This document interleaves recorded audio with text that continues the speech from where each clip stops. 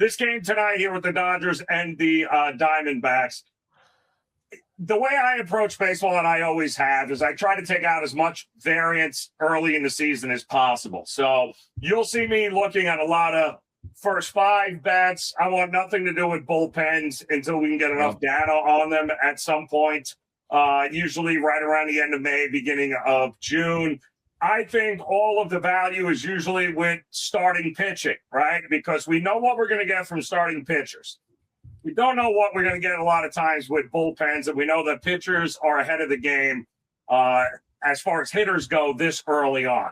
A lot of warm places this afternoon, by the way, for opening day. So we might get a few more runs than we anticipate. But with this game, you've got two pitchers that I don't think in spring training went over 70 pitches. And that's kind of the thing right now, early on in the season. You've got guys like Yamamoto and Zach Gallen.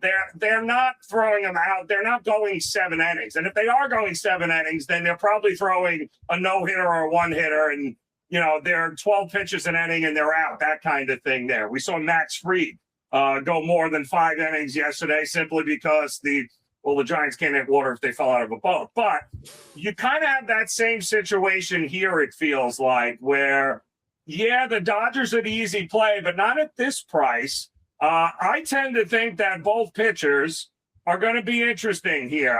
The outs props is really the way I like in this game. I think Yamamoto under 15.5 outs. I think it's same with Zach Gallen. Zach Gallen had a lot of trouble with lefties last year.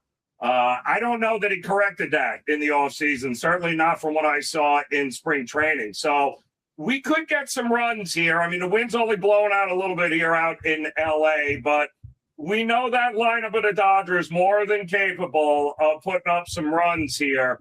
I think they do put up some runs. I do think that both pitchers might have a shorter than expected evening. So I don't see either going 5 innings, if we're being honest. I think both teams probably score some runs early. First 5 over and under on the outs prop here for both starting pitchers in this game. Yeah, I love that. A lot of ways to attack that game. So there you go. Some opening day action for you, or opening night, I guess we could call it there.